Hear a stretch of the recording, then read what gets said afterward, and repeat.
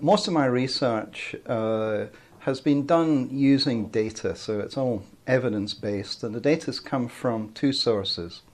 One is consensus economics. Every month, this company, since about 1990, has asked about 20 or 30 well-known economic forecasters in every major economy to try to predict GDP and inflation and similar variables. At the same time, actually for a longer time period, the IBIS analyst forecasting services has collected analyst estimates of future earnings of companies in the US and subsequently in Europe and the UK. We learn quite a lot from these databases, and in both of them, forecasters do much the same thing. That is, they start about 2 years ahead of a target date trying to make forecasts. So let's say in January 2007, people will be trying to make forecasts for GDP growth, which we will know by the end of 2008. Now, what do we learn by looking at these forecasts? Well, clearly forecasts are revised every month, and as time passes from January 2007 through to the end of 2008, the forecasts get better.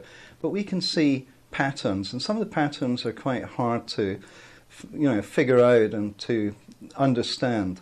Let's start with the 2-year ahead forecasts. What do we see? Well, first of all, the average forecasts tend to be not very good.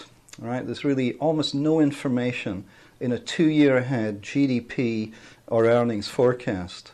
People would love to know what was going to happen 2 years ahead, but all the evidence we've had is that this is just not feasible.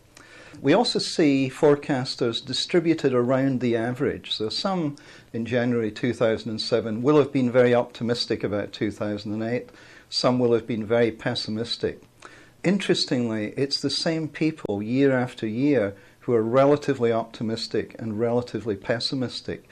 It's as if forecasters try to cultivate a brand by being optimists and pessimists. And obviously, let's say forecasting 2008, the pessimists would have won out because it wasn't a great year, and they're famous for a year or two. Other years, GDP goes faster than we expect, and the optimists win. So, second thing we learned from these databases is that people put little biases into their forecasts, really as a way of almost selling them. It's kind of a marketing device.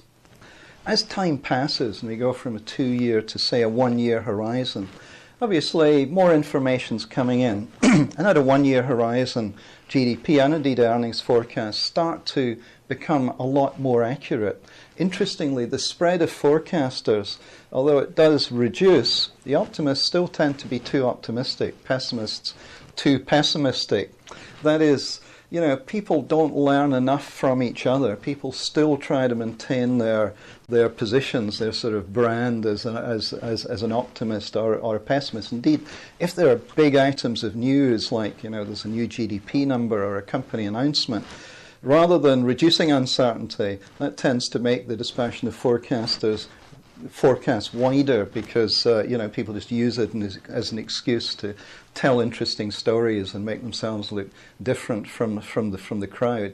So 1 year ahead forecasts, the average forecasts have value, but the individual forecasts are still very, very dispersed.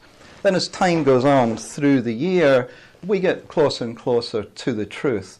Now, some years it's easy to forecast. Sort of normal years are easy to forecast. Recession years like 2009, very, very hard to forecast. Everyone gets this wrong. Not much we can do about this. And looking back through history, really, there has been no major event of this kind that has ever been predicted well. How can we sort of use the information we've now got about forecaster behavior to use individual forecasts in a better way to get more accurate forecasts, to de-bias them? Well, there seem to be some simple rules. First of all, if you're interested in accuracy, the average forecast is by far the best thing to look at. There's no point in trying to pick an individual. People who are accurate 1 year will not be the most accurate people the next year. You can't tell from track records whether someone is going to perform well in the future. You might as well just look at the average or consensus forecast if you're interested in accuracy. if you want to try to pick winners, if you really want to decide, right, I want to follow, someone from XYZ Bank or ABC Broker, what should you go for? What kind of person should you look at? Well, first of all, go for somebody who publishes their forecast widely. Because if somebody has a wide clientele rather than a narrow one, they're less likely to be kind of, trying to differentiate their product. Yeah, there'll be more costs to them of looking like an outlier. So they're more likely to have a sensible forecast.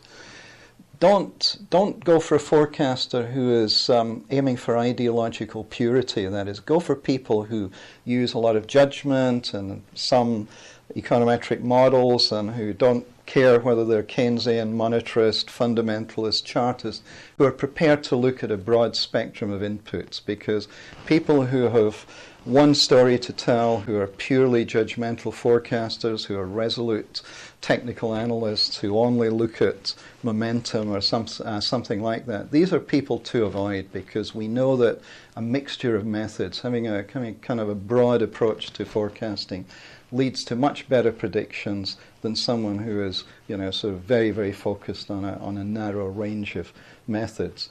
And finally, I guess, if you're going to pick somebody who's publishing forecasts, has broad range of methods, I guess somebody who is not working in a silo, who's discussing their work with a group of people so that they're getting inputs from a broad range of data sources.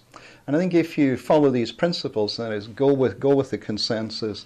If you must try to pick winners, pick winners with who don't have an ideological tag attached to them. I think that's probably the best you can do if you're going to suck the most accurate forecasts out of the whole range of predictions that you're going to get for earnings and for GDP at any point in time.